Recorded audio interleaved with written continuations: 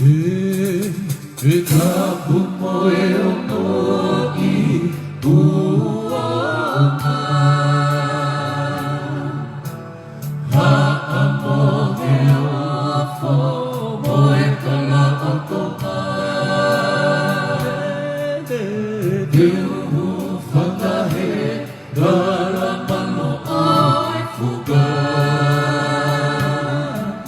Gausu fia fia he ofa honua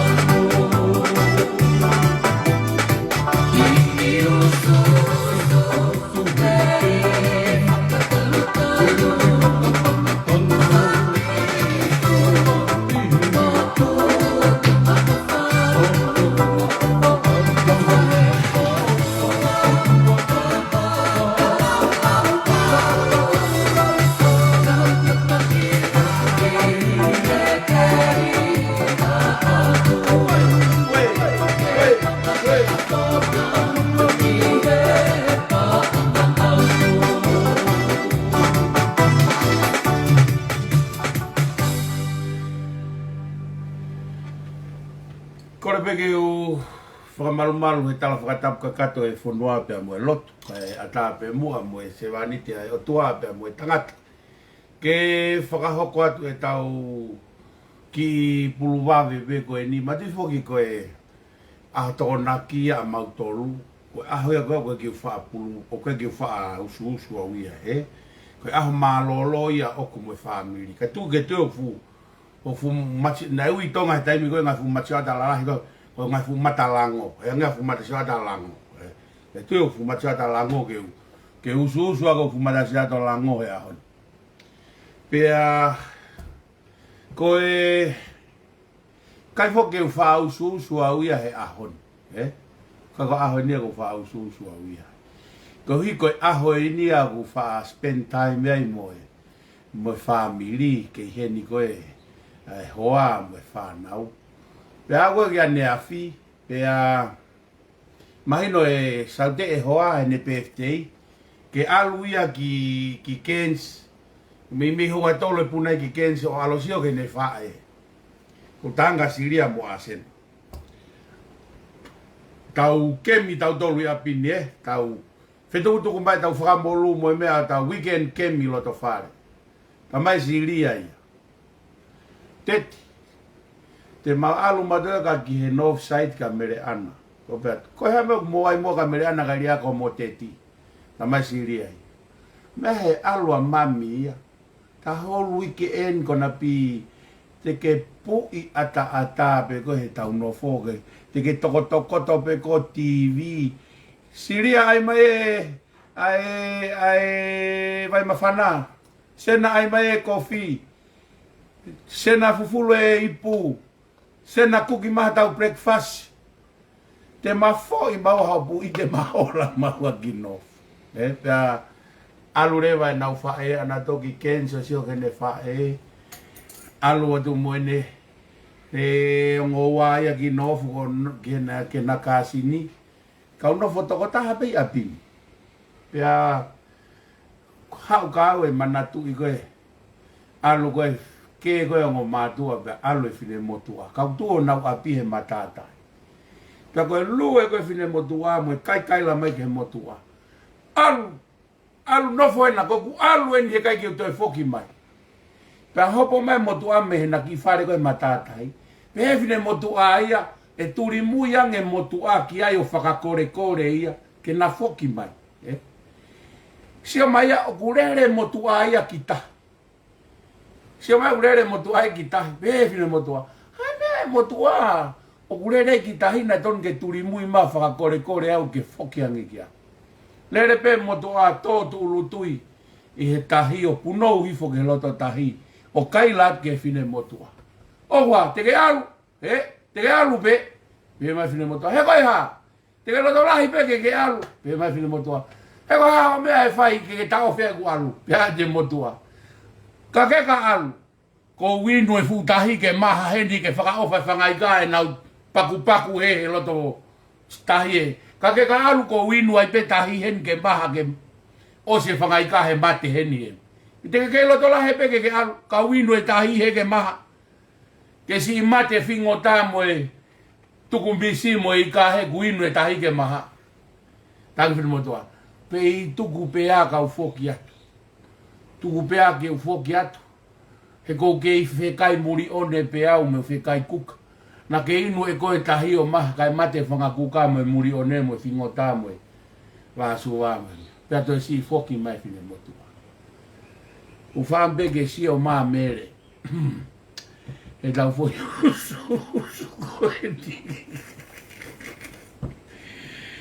he ka fuoloa mai mei kensi koe whaka ofa ia whangai ka mo e whingo tama he te wino au e tahi Australia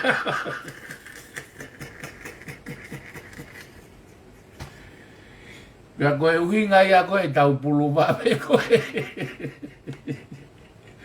koe ia tau pulu wawe koe he ahoni e tau pulu wawe ahoni pati moke atonaki koe whaaho ia pe mo e whaamiri kau kai wake te a whaamiri ahen pea kou tau tu peo sio TV sio hake ki he ke ui asena ki ai kapa kofi kai ke asma asena kou te tu hake o ngahi mai ku kapa kofi ko whakasio sio asiria ke whai hapu i kou te tu hako alo to mai ku hina vai Pia ko mo ko ki hange ko ku unu mai ri fia te bolo. O kai ke ri fia ka te bolo mate. O ko ri fia ke ha aki ma fu te bolo mo ui pa wi nu mai mo fu ko ngata. Ke si o e whanga i ka mo e whingo tā mo e muri onde mo e tuku misi he whaka o wha. He te nau maha ia he ko kuinu me fu tahi ke ma. Ka koe wingai tau kuluwa me au ni. Koe ke ata hene whamiri. Ko wha uwe o whasio sio wea kui mea noa ia. Ke tau ki i lawe lawe he fia fini. I mea lalahi pe tolu ko whe tā noa ki a fia fini. He ko ki puluwa me pe ia. Ki puluwa me pe ia. Mo tolu ko e tō mui mai. Ko mou pete pe koe osia tau pulu wame. Mo madu ia. Mai ka niu tōua. Iyo. Ko niu tōua mo ilo ai pe koe tai fute kui niu tōua. He mea kui e koe ko tukunga kautaa mo mui hopo hopo. He neongo e loloto e waha a niu tōua mo e ua. Koe kui inu pe fu kahike maha ka sio e tofua amo e mea ke maha ia. Sai. Koe e ki mea tolu koe ko wheta anoa kia he aho ni ulua ki pe na e toi tuku hake he whakamanamana e patoa. Tuku hake whakamanamana e patoa ki whine motua koe ko Sharon Mina. Tene hanga tuku i mai pātuani. Ko hai mo au mo Rainbow. Ko hai mo au mo Rainbow. E ai Rainbow Part 1, Rainbow Part 2, Rainbow Part 3. Ko whakawheta i au ke kamata hano tuku mai ho Pitapua Part 1, Pitapua Part 2, Pitapua Part 3. Mo o whawhe mo tuku mai o pāti, he kumau fie happy hour he ngai ko i part ko ia. Sharon Mina, whanonga mai ka kuteka, Sharon Mina, whanonga mai ka e whakare atu e motua e nutahi. Whai mo tuku mai e Part 1 i e kumau kore atu ke whai mo tuku mai. Hake kau fo he kau mo ne lawa e motunga koe ni mei wawau he whanga pulu sipi mu a koe ai hake mea koe ai kua koe whakamana mana koe ai kua koe whakamana mana tala mai e ai e Part 1 ko au pe mo Rainbow te ma Part 1, Part 3, Part 4, Part 5 e mo Rocky Balboa ko iai kau patoa Fai mo tuku mai o pāti. Tuku mai o pāti he kou tala atu. E hoko ho o mou tuku pāti mai ko hoku whakaiwi ai a ke hiki hake me he usu tu o ua he aho usu tu o tolu, usu tu o whā. Pea e whai pa usu tu o nima. O kai ke ngata pe he tu o nima kau toi hifua tu pe o inu tahi pe mo usu pe he inu tahi. He ka patoa. Ko tai mea ko wifo ai e tai ngok tuku mai o whaiwa Part 1, Part 2, Part 3, Part 4. He kune hanga ea mo tio he whaiwa ko Hulk. Patoa, mo kume whaiwa koe Hulk, usiana lanu mata. Ko lahe ange ko hono whana aki koe mea whana mo e mea o ku ikai ke tu tikuris hono energy ona. O ku increase hono energy ona e tai ngoku ateki a kia i koe ngahi mea. E koe e kono energy na e mauia he taimi koe na e pai koe ai plutonium me foi pom atomi e pau pehe au ia koe mou whana mai mo he koe mou o sila whakamu ki ka veinga koe hi koe ku tā lari haaki saulavani takai hiki tū i pa teke i pa teka i pa whakapuna ki he aha he ki he ata whakavilo ai haaki ai patoa koe mea whai no haaki o pa koe mea kau mou whai koe mou whenga maha mea ke tāpuni o hoku ngutu. Look here at my mouth. This mouth will never stop speaking. This mouth is very hard to be closed. It's gonna be speak.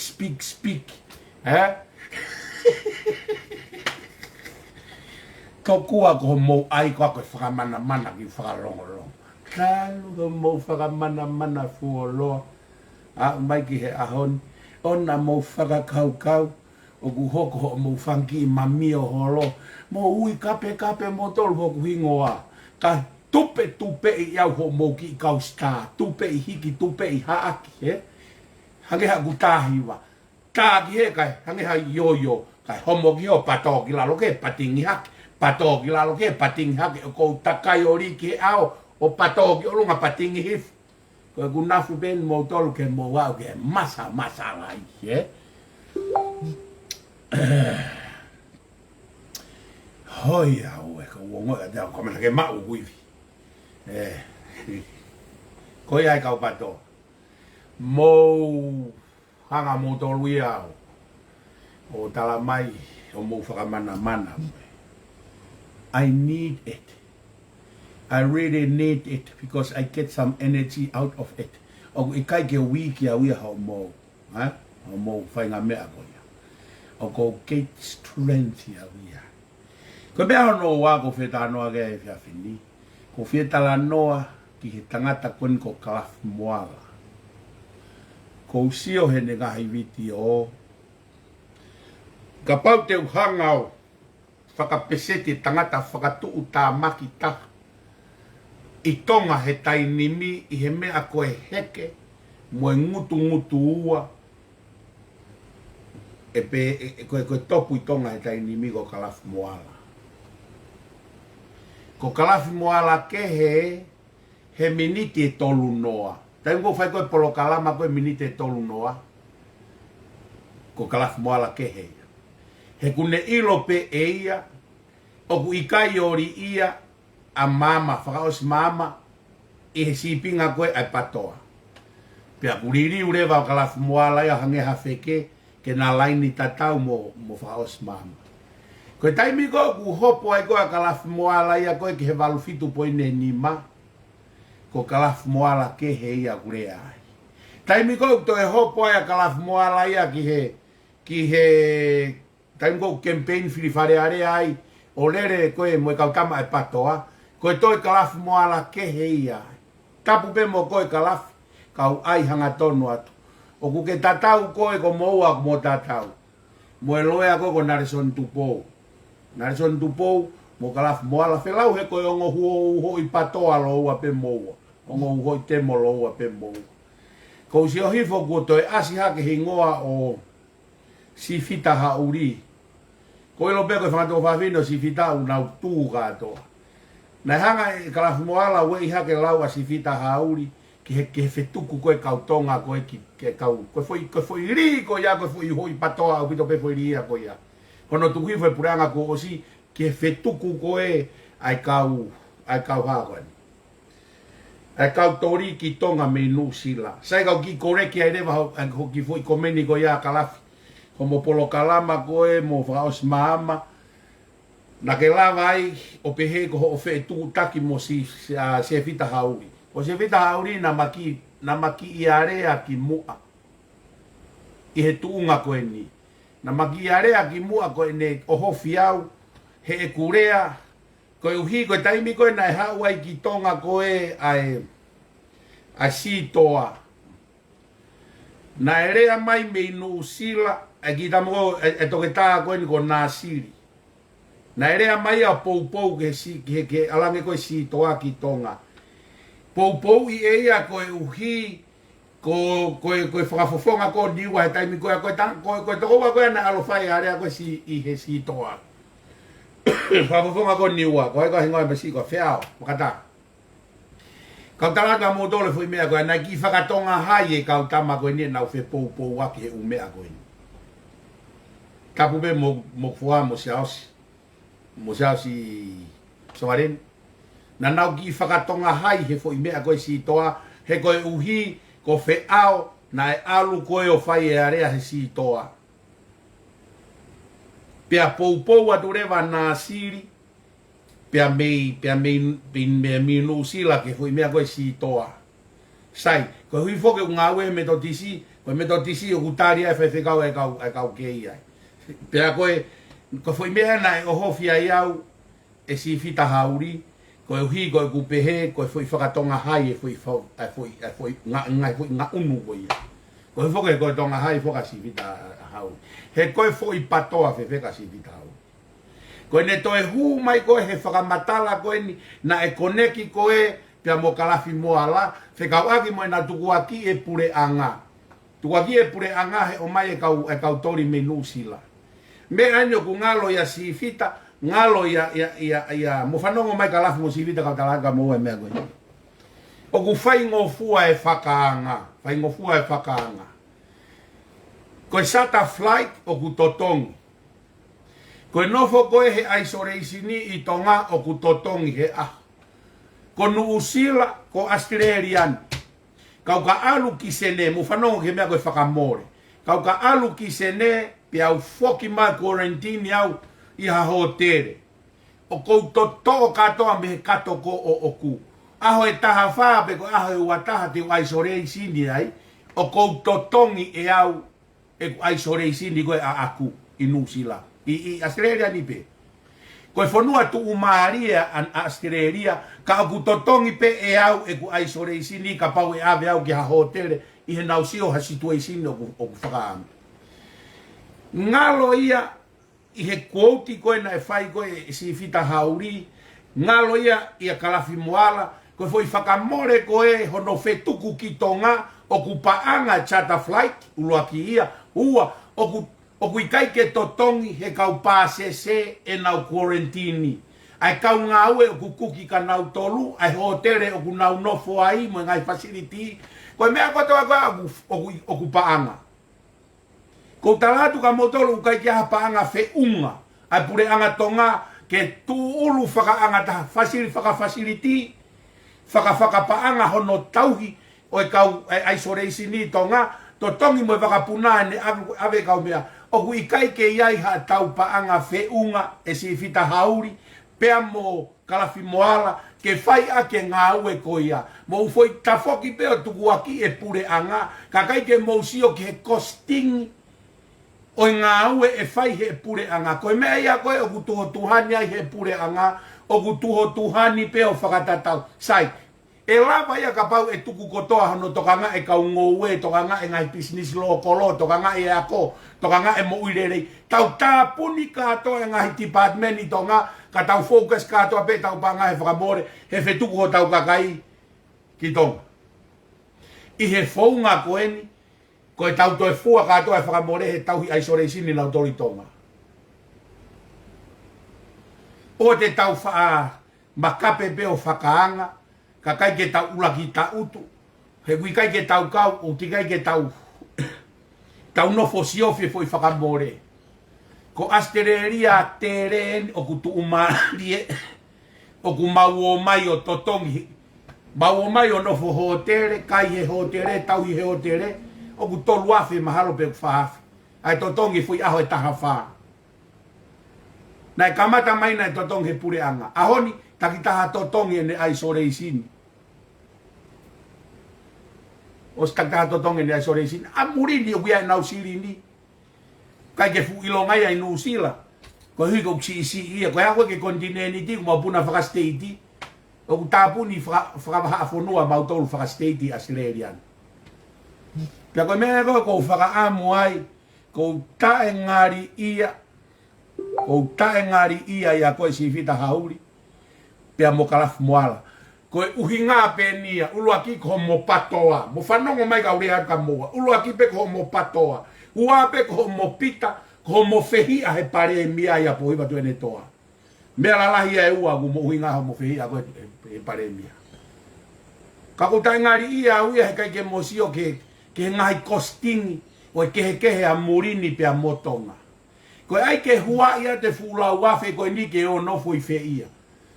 O kui ai rewa mo e mata mama ai ke ha, ke hua tu ai e me aki tonga. I kai koe ia? Ea mata mama ai ke hua tu ai ko viti he kau kapau te tau whetuku o tau kakai ki tonga. O ku tau ngā ue pe, o whakatatau ki ho tau wiwi e si vita hauri. Pea mo, ko marea fui whakamama whai ko e kalafi moala fui mea ko ia. E toki mahino ia ka moua, ka pau na mo minista heha. Na mo minista I he mia, pe minista I he meiteki, pe mo minista mo ui. Mo manatu I pure anga, he kai ke nofo pe pure anga ia oha. O ripoti e nau ngai ko toa pe ke he kakai, ko foi pulusipi, kau ia foi pulusipi ko kore atu, tukua e ngau e ake pulusipi e ho egi mo e ka inga. Ko whaamu pe, te moholo mui mai o whanongo ke mea koko tala noa ke ai pia mo fua tau wa e kosting whapaanga. Tau pehe koe tau ki rifika peke tau sio ke uri areti e whakawhika. Tau pehe koe mahua te fui waka e taha koe toko ua ngeau. Mahua te fui waka e taha toko ua ngeau. Koe hae kosi oi fui chata flighti. O fiha mano e totonge fui waka ke ne ave kau tonga mo e kau toriki tonga.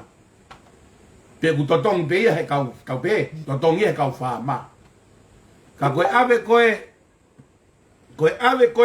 ai fo iwa ngeau koe tau pehe ku tolu afe kosting ai tau he toko taha o fai aho iwa taha.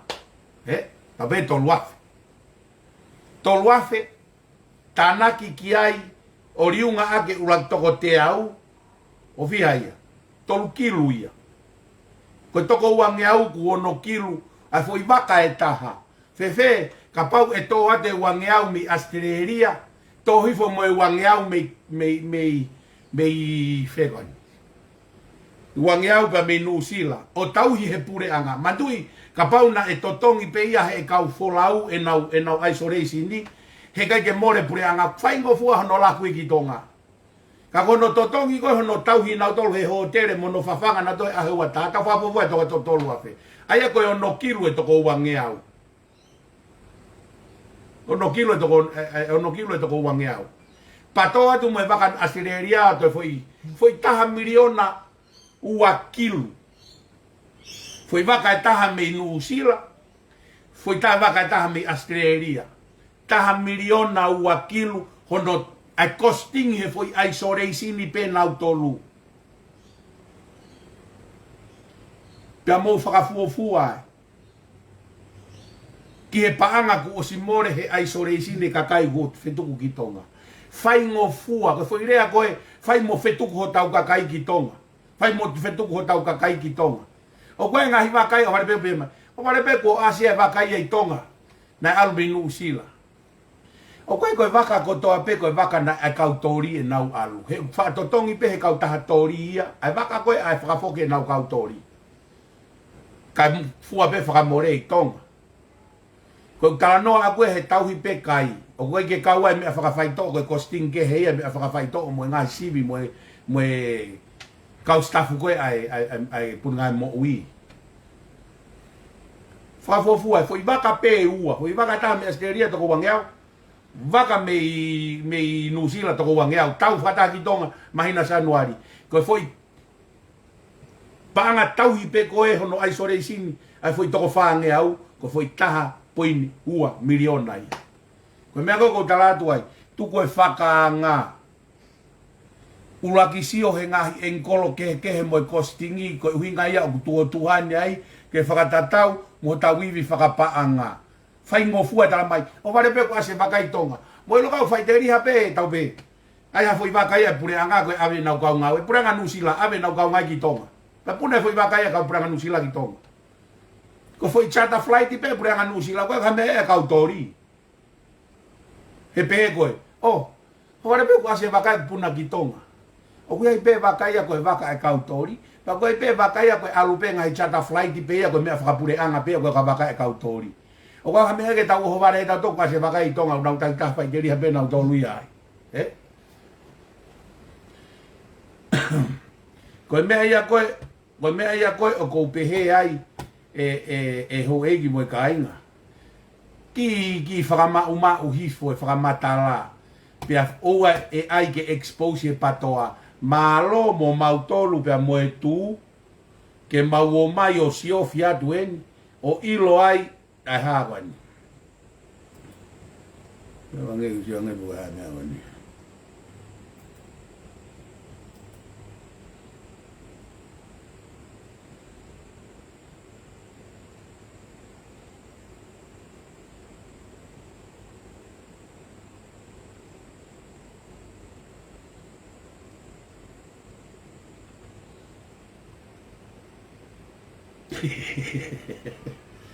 Ia we kau hoe koe kainga koe foi komeni eni ku aluhake tala mai ke tuku e kumitonu kia he nau aluange ki tonga tau ki afe mea ka hua tiki fo mea koe ni koe ngongo malo ka tahi loto henu ka whanongo ni tamai ke tuko kumitonu ia he nau aluange ki tonga o hola moe mari hoku kau ngā ako he uafe manima mo whanongo ki o koe te lope o whewhe a tamai ka upatoa whanongo foi whakamana mana koe tuku ho turi tonu ia he na ke hau ki tongani o hola moe mari ho kau ngā ako he uafe manima whanongo foi whamatala koe na kutala noa atu ane afi patoa he mea koe timeline.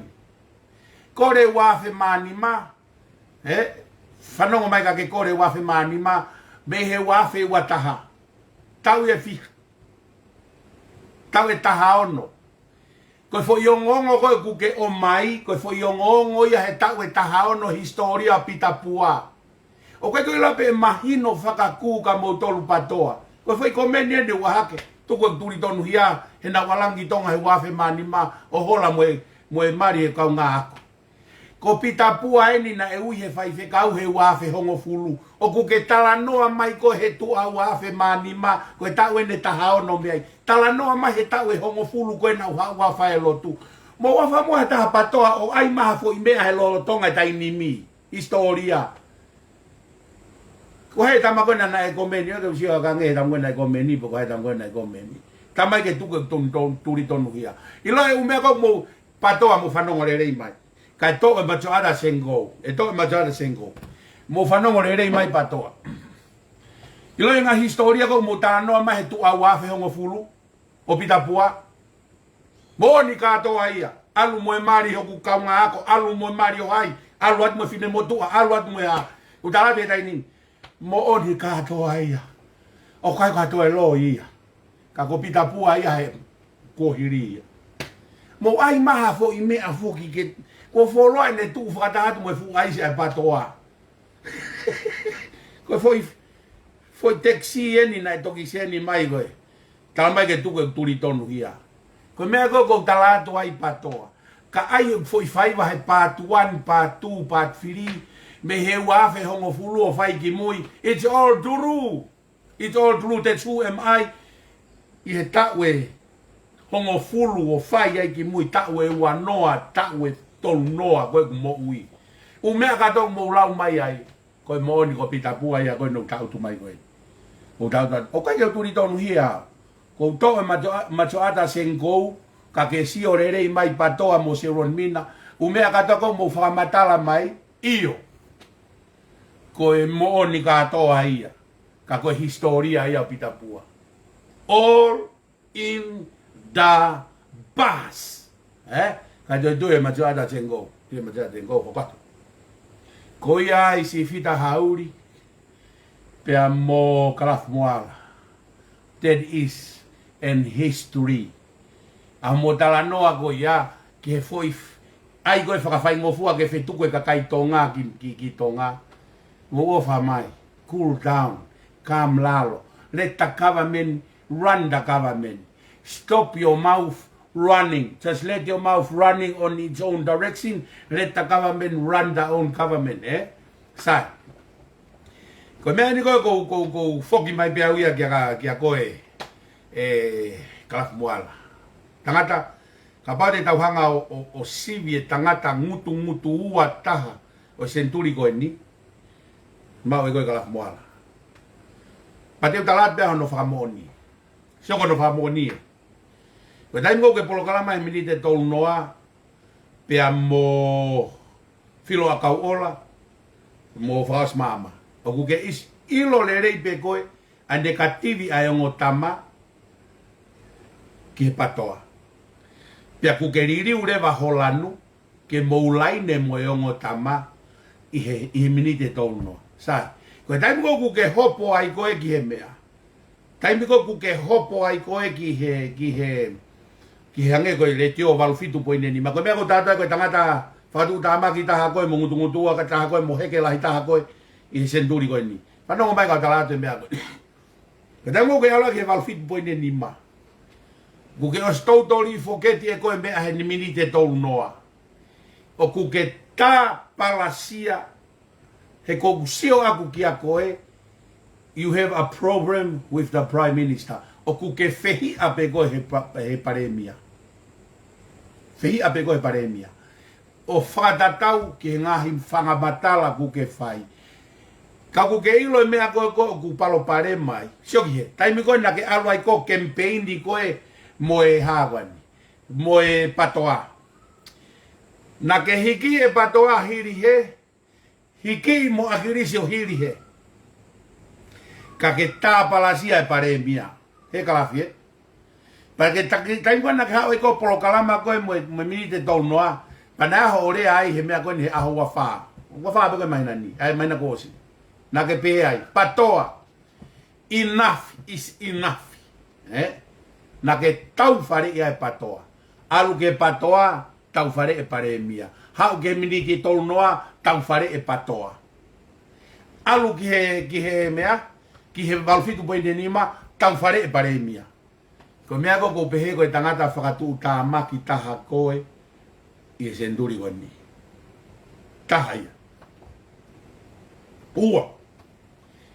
Koe taimi koe oku ilonga ai koe oku iai ho palo parema pia moe paremia.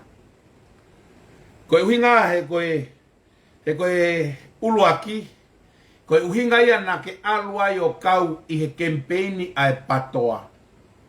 Koe uhinga na ke hua kau he campaigni ai patoa pa ke alu mo lanu mata. Panongo mai i kalafi. Koe uhinga na ave e koe sa spohiva ke alu he campaigni ai lanu mata. Ko o kawenga fika uluaki ke ri ki tua a pohiva to ene toa.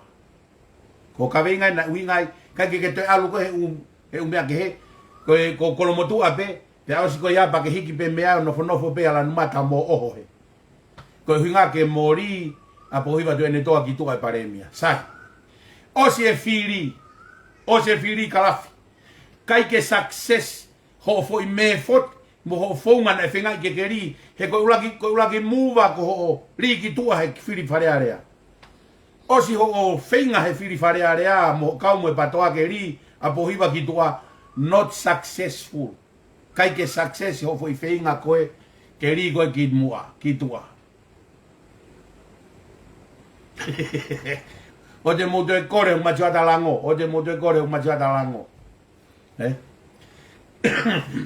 Osi koe ho alu koe campaigni ke ria a pohiva tu ene toa pakai ke lavari ki tua pohiva tu ene toa. Ku ke heke mai he tainimi ku hingane kai ke success ho alo campaigni ke ri a pohiva ihe mei he whakafofonga whare area. Ku ke heke mai rewa he tainimi o takai he ureti o whenga i he koe ke lawa tuku ki tua mei he whare area a pohiva. Koe tainimi rewa ku ke heke mai moho ngutu o whenga i aki a pohiva ke oa na atoe pare mia. You're not successful when you try to push him out me he parliament. Ya mahino kai ke successful. Now you're trying to stop him from prime minister. Unsuccessful devil. Koe mea ko talanoa tuai kalaf moala tangata fatu tamaki koe o senturi koe. Ai heke holo moho ngutu. Heke holo moho ngutu. Mai koe he patoa ke ohofi ke tuku ki tua ke oa te whare area pohiva. Osi koe au kai ke lava e a pohiva he whiri whare area. Nau, ku ke haurewa moho ngutu he ureti o tala koe tangata whakairi fia taha mo palaku taha mua. Ku hie na kai ke success honoria ki tua he whakafofonga. Ku ke hau eno whinga ke taof ke oa na au ka pare mia. Koe whehui koe aku ka koe kalakumoala.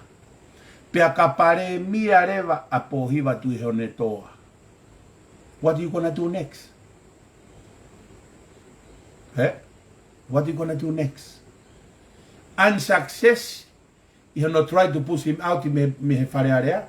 To unsuccess, you have not teo geria whinga ke to e whalala ka kai mea me whiri pare mia.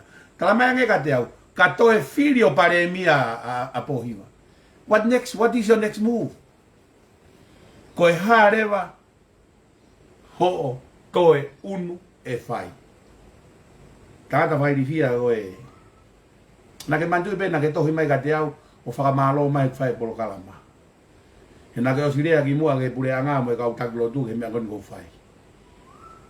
And I'm still consisting consistent o ko lotonga tu uma upe mea ko na ke tala mai go ke fie o ke lue pe ai aerea ake mo oni mo analyze o ake totonu ko ke lue pe ai ni ko o ku ikai ke upepe e au ke urea ki hata e ku ilo e hala e taha ko ia ilo e ka pau e hanga hataha o mai ha mea ka te au pe au sio ki ai ulo sika i he ne totonu whikawa ngoe paremia ko o sirea ke paremia na mo ilo pe na o sirea to lahi ke paremia tukuange alavu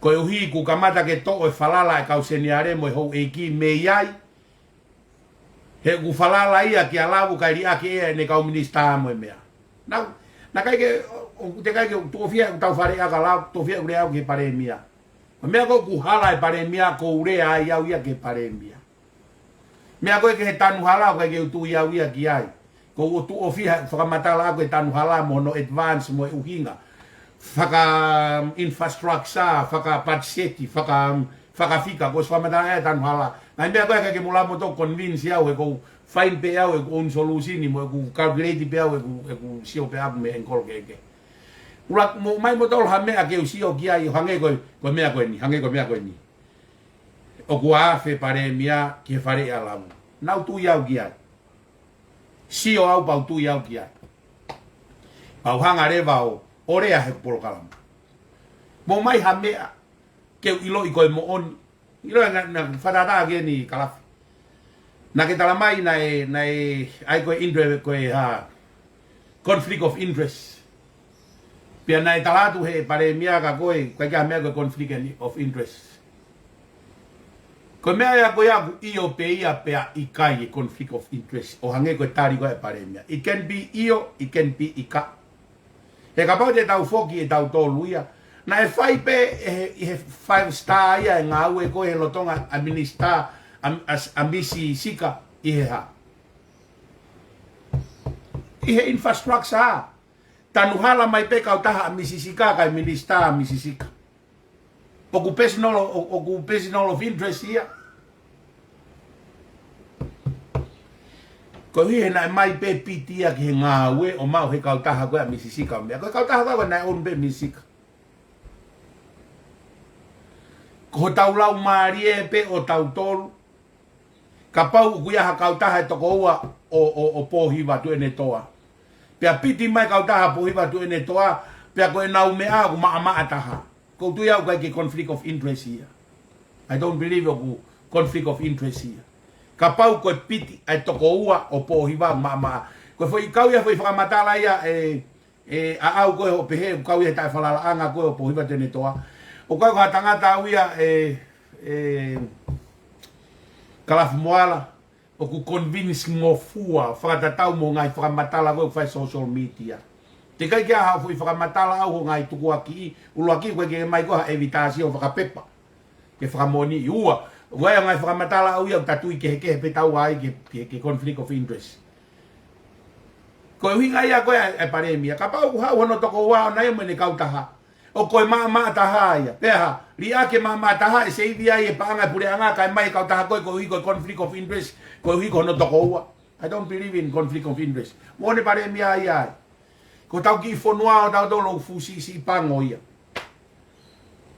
si pango au pito pe tu ko fa tala noa ko ki he kakai na tano ko asas pohiva pe mo hai ko ni ne fa ke ko na tau fare ne na ai ha ke to ta hai ai o ta ko hinga ia usai ai whakapati ko anu sila mo Australia ko hi ko hu mai pe pati ko mau na fu tu mo na paremia mo mea ko ke to mai o whakataha pe ko hai e paremia mo mea i loto mo whanonga mai sa spohiwa mo tama fai interview ko ia o te toho ata anu sila mo Australia ke whakatatau ki tonga he ko en o ko ilo e whakafofonga whare area ko tu whea kurea ke mea ko eni whakafofonga whare area ko e o menkuri vahenga menkuri o whakafofonga i he whakafofonga whare area vahenga menkuri ai toko ua kilu tupu whakafofongai e he toko taha ai toko ua kilu tupu e vahenga menkuri o ku toko taha kilu pe a tonga ia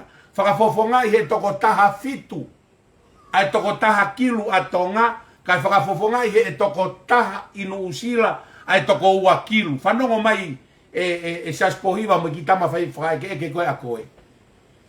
Koe mea koe o kutaua i koe ke ai pātia nu usila Australia pia mua ngai whanua lalahi. He koe sino e taha koe o kunehanga whakafofonga i eia lau kilu o au ke lau miliona. Toko lahi katoa ia he toko lahi o tonga. O whafofonga i he toko taha e whafofonga wharearea. Ko tonga, tau toko taha kilu tau tolo o riunga ua, maulalo akia he riunga ua whika e whafofonga wharearea ko menkuri. Whafofonga he toko taha fitu e toko taha kilu. Ka kindu usila, whafofonga i he toko taha e toko ua kilu. Riunga ua e kakai au whafofonga i he toko taha, i he kakai ko e toko taha kilu ka whafofonga i he toko taha fitu.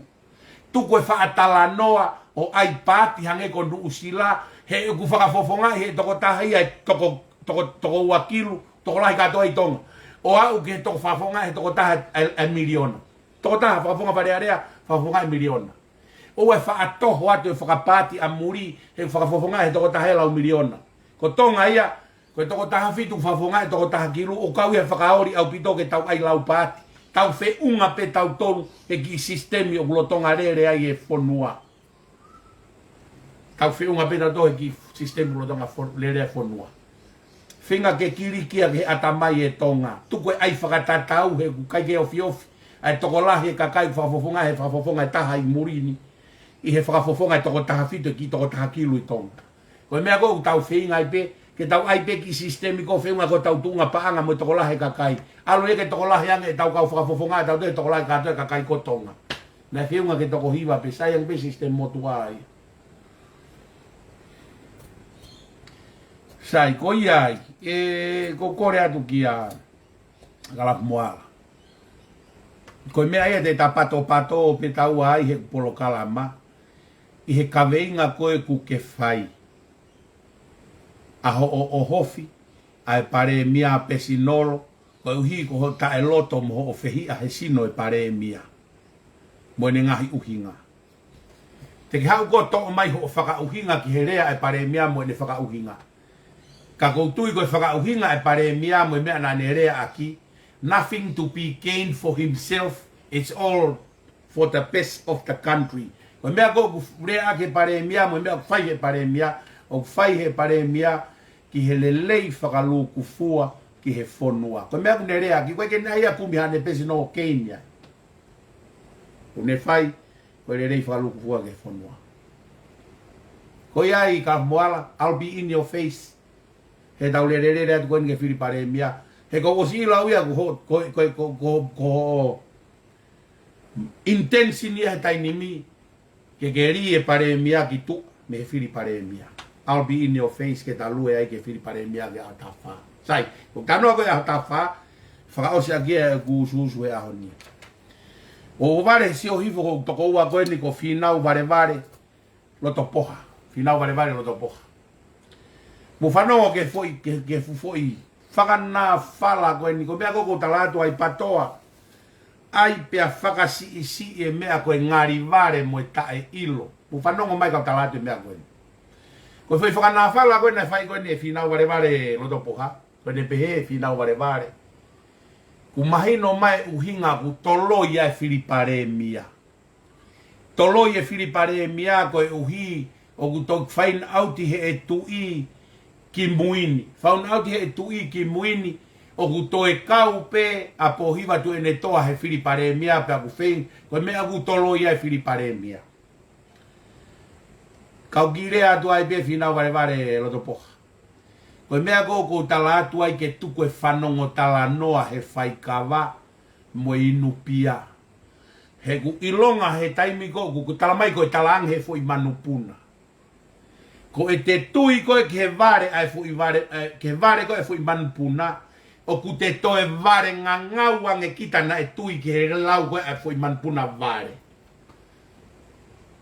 Mea ko ku whemau ai ke tuko e tau tala noa. He koe te tui ke foi manpuna vare, pe koe foi fureheu, pe koe foi sikota, o ku te tui ki ai, o ku toe talange e te vare akita, he e te tui ke foi manpuna vare e patoa ko ia. O cuiai e sisteme filiparemia. O cuiai sisteme filiparemia.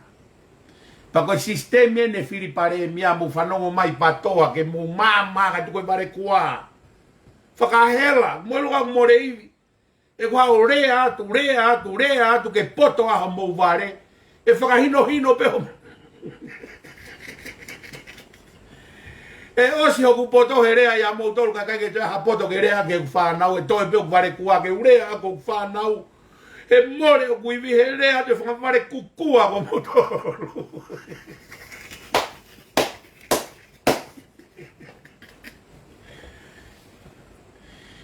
Mo whanongo mai, whina ware.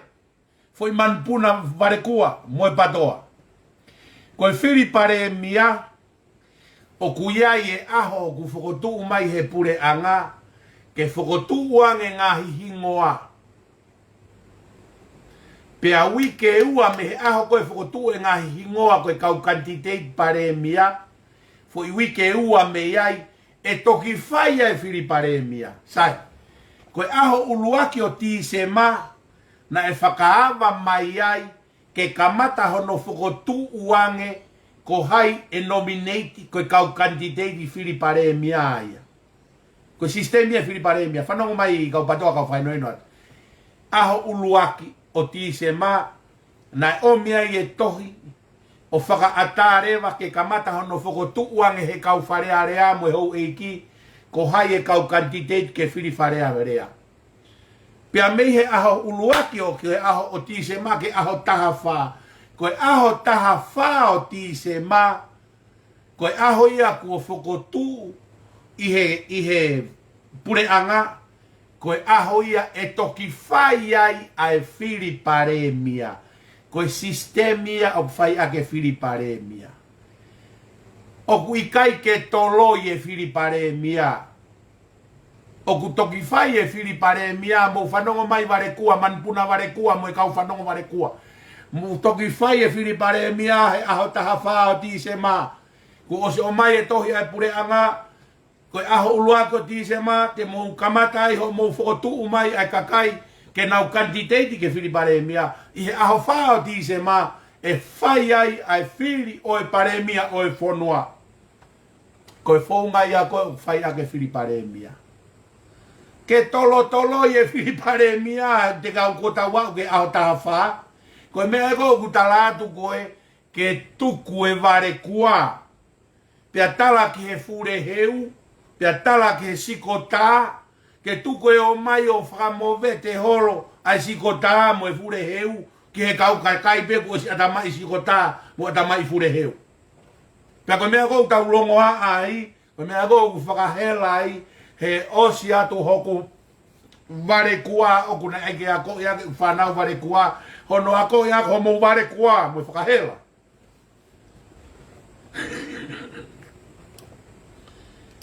Ko ho vare asi o hefa fo yo ngongo ko na o hake. Ko hanga he tu i o tau toloi e whiri paremia. Ko e uhi, ko e toi kaua tu i o ne toa he whiri paremia. Sio ke foi yo ngongo ai patoana ai tuku mai. Hanga he tu i o tau toloi e. Hanga he tu i o tau toloi e whiri paremia ko ne kai ke fina ngalo ke to e kaua tu a pohiva tu ne toa he whiri paremia. O ku kai ke aha ka kunga ia ai tu i mo ha mawhai whakakonistu tone o e tu i ke ta ofi ke ta ofi ha taha kua whiri mai ki he kandidate whiri wharearea ke whiri paremia. O kai ke aha mawhai whakakonistu tone o ene awhio. Ko foi mawhai konistu tone pe ene awhio e toki o atu ai whiri ko e paremia mo ene kau minista pe e toki ko e whakamooni ko e whakamooni ko e ke nau hoko ko e kau paremia mo kau minista ko foi mawhai whakaosi whakaosia ene awhio. Ka koe kia haka kunga ia ene awhio ki he kau kantiteiti whiri pe ko hai e paremia o tonga. Koe kia haka unga ia ai hakwani. Pea koi ai e kau patoa Mo a mo ki kalasi. Mo kau mui vare kua.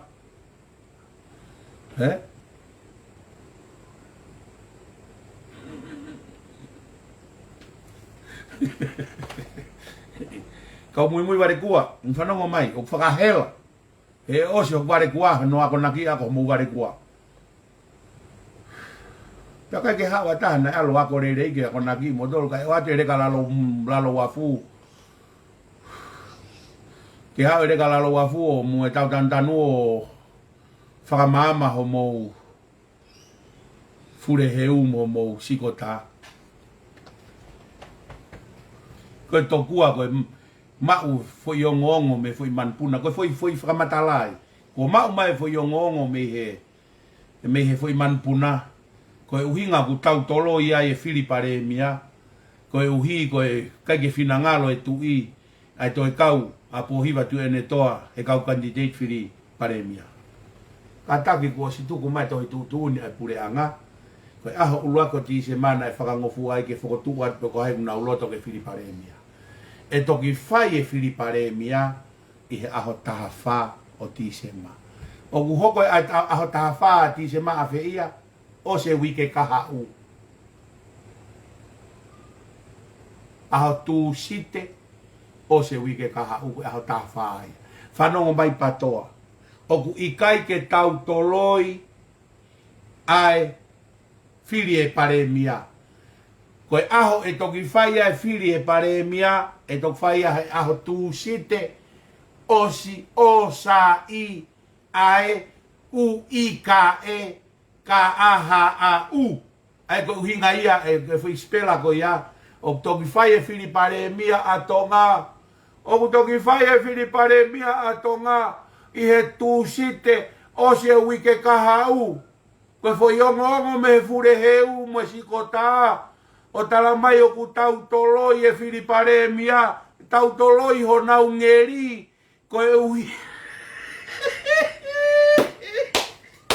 Tau toloi he ko au ke aho ko tu uni he lao ke whai e Filipare mia. Koe tau toloi en. Nai ton ke whai Filipare mia i he aho tu site wikeni pia kua toloi. Mi he aho koe nai whakotu umai ke whai. Pia koe mea rewa kui koe tau toloi. O ku mau poto koa he rea whakatonga pe i kai. Koe tau toloi en ia ku maari e. Toloi atu ia u te kai ki au ia ke aho koe nai o mai ke whai e Fili. Toloi pe me he moni te ke tu site kau toki whai. Ko tau toloi mai o au ke tōnaki ko e ni ai Filipare mia he o ku toki whai e Filipare mia i he aho tu site wike ki tua. Marie ko anga whakarea e. O utala mai au ku ki mei whakatafa e foi fure heu. Mo foi siko tā e na o ngongo na e o mai o ave ki he toko ua ko e ni. Pia koe toi tui ai toko ua ke whakamatala e foi fure heu mo foi siko tā. Ko se ana mai fure heu ai pe mo ta mai siko tā ai pe ia. Me mea ko uton ke tau tokanga au pito.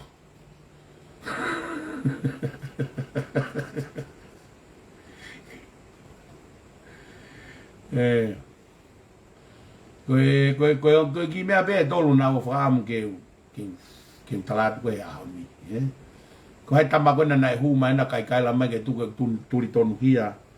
Koe uhi koe uafe mani ma. Mo o whamaa tala mai uafe taha. Koe taimi koe uafe mani ma mo whanongo mai patoa. Taimi koe uafe mani ma aino ku mou ai eke ai hok fo i whaiva. Pita pua part 1, pita pua part 2, part 3. Wafe mani ma wafe maano wafe mani. Koe ananga ia e ku mo ui whakalusa. Ka mau te mou pehe mai na utono io na utono. Mou pehe mai na ufea waki io na ufea waki. Pehe mai na almohai io na almohai. All true, all right. Whauat mo foi whaiva, he ko foi whaiva mo oni katoa ia. Muto ke o matala mai ha mea. I hoku present day. Ngai matala mai ha mea he. Kai tuku e longoa a noa ia. Ke koe mea koko utala tu. Te utala noa ta he timeline ni. Ka noa mai mo dolu he vare kua.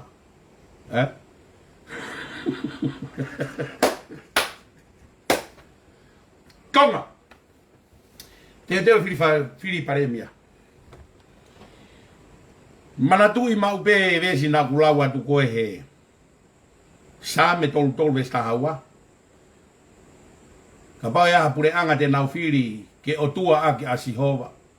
E omi e Sihova a hono kakai ko hono tofia. Fili ke o tua aka Sihova. Koe mea ko tene toho tau ware kua. Koe tau fili a Sihova ko tau o tua. Aina e fai e tupo ulaki i bowono. Ke tau fili a Sihova ko tau o faanga. Ko isireri na fili e Sihova isireri. Ko tonga tau tatau tatol mo e lau e vesko ni. Na tau fili e tupo ulaki ia mo tonga a Sihova ko no faanga. Ko tau hao angai. Ko tau hao angai. Madu e lau koe ai te talono me ua valu. Te talono me ua valu. Tamai te talono me ua valu. Ka pau te tau tokanga ki here o Sihova. Pea fai ki he ne ngahi whekau. Fai ki he ne ngahi whekau. Pea. Tene toki hiki ki mou tolu ke mau o lunga. I he pureanga kotoa pe. Hiki tau tolu. I tau maalunga. I pureanga kotoa pe. Koe whakamama e tae mahino. Koe omi e mama whakamama. Kai ko awia o ku koe mama. Ko sisu koe mama. O kai ko awia koe maa oni oni. Ko sisu koe maa oni oni. O kai ko awia koe rerei. Koe otua koe rerei. O kai ko au. Koe. Koe tau longoa a tau tolu i lalo heni. Koe tau talanoa a tau tolu i lalo heni. Koe nau bea lalo koe. A koe a nau a kou talanoa kia maa tiu wahe ono. Whitu e ke tau fuafua kumingi ai. Ai. Aena e ame e tupo ulaki ki tau tolu ki ai. Ta walu tolu ki wa. O fufu i ki tau tolu ki he tau kupu mafo sio. Koe whitu to tonu ia. Ke ame tau tolu fufu ki ai. Koe tau whengongo koe ne u tau whai. Koe tau whengongo bea a pipi moka. Tau whengongo u tau whai koe pipi moka. Tau koe kia maa oni ia tau tolu. Koe kawanga hala kai tau pita tue ao Sihova. Ka koe kawanga hala tui tau tolu ki o tua ku tau teke ki ai family tui. Koe kawanga hala tui tau tolu. Koe hanga he tui o lau ai ki tau tolu. Koe ne kau maa oni. Koe mea ku lau ai tau tolu koe maa oni koe tau tui. Koe hanga he tui o mai ka tau tolu e loto ma fesi. Koe whakato mala. Koe hanga rewa he whakato mala o mai ka tau tolu ya. Whakamaa oni. Mai ka tau tolu e whakamaa oni. Koe mea e ko tau whakahua be, tau whakakata be, ka ku tuku atu be ako naki, ka moe mooni ai. Tuku atu be ako naki moe mooni ai. He tau whakahua me whakakata. Koe ke tau rea ki tatoa mea kuloi. Tau whakamatariri be, tau whakahua, whakakata. Koe ke tau kape. Tau tuku atu be mooni ai. Whambe ke mou mau ha saapate, rerei a pongpong. Whamonu ia atu a pongpongi, ki he teu e aho. Tuk whanua wahenga San Francisco. Pea mou polo ki he po a pongpongi. A pongpongi koe mau teu sio laivi pe ko mou katoa ngā pongpongi San Francisco. Ko tui koe a whawhiawhia a pongpongi. Mou whiloake ai kwae kau so leiki, hae kau ela ei, me ngai tapa ke. Mou lava mai ki he. Aho koe tuk whanua Frisco, pe mou polo fai po a pongpongi. Ko whalahe atu ka mou tolo. Tau tok sio a pongpongi i he e tau malanga a pongpongi. Kai. Sio ko mea ai. Malolo e ku malanga a pongi.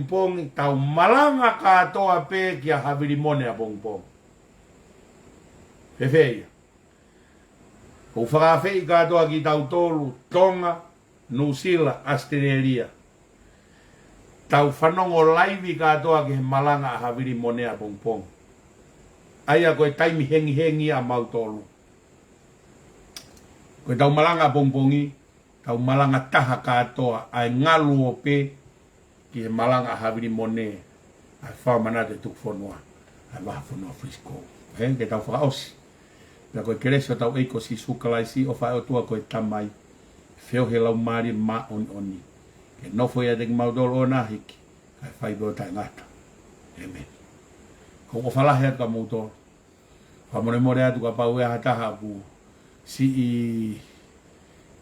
fehi a mai ka au pia loto mamahi mai ka mu whamore more i bego kuna tula pia o ai whakamatariri ka ko o whalahi pia he taha ko toa bego ia tahia ia haku wā moia mo tolu gogu mo italahi ko iau tau whetau lagi mo maa whakarea mai ka pau wahak sente ni manoa ke ake kumaha o fo ilore mea mau inga be tau whe o fan lebe malang kau te tau atu mo unofoa